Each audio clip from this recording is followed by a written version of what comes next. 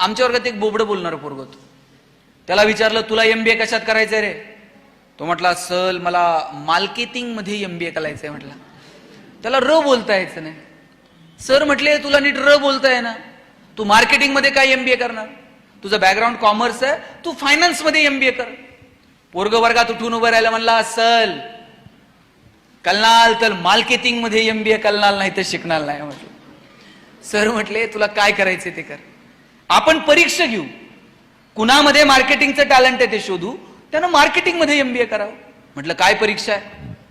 ते म्हटले आम्हाला सगळ्यांना 100 रामायणाच्या प्रती दिल्या आणि सांगितलं या रामायणाच्या प्रती बाजारात जाऊन विकून यायच्या.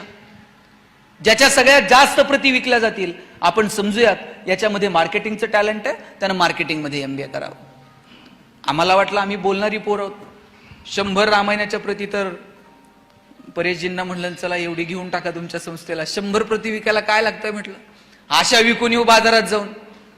8 दिवस बाजारात फिरलो. 9व्या दिवशी वर्गात आलो. सरांनी विचारलं गणेश 100 पैकी किती प्रती गेल्या? म्हणलं 4. राहुल 8, संतोष 10.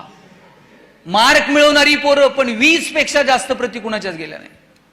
बोबडं बोलणारं पोरग मागच्या वाकावर बसायचं. त्याला विचारलं तुझ्या किती गेल्या रे? म्हणला सल 100च्या 100 प्रती विकून आलो म्हटला.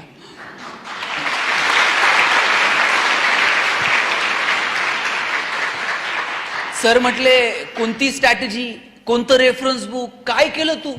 म्हणला काहीच नाही, मी लोकांच्या दालात द्यायचो, बेल दाबायचो, लोक बाहेर यायची, लोक बाहेर आली की समोर लामायण ठेवायचो आणि सांगायचं हे लामायण इकत घेता का वाचून दाखवू?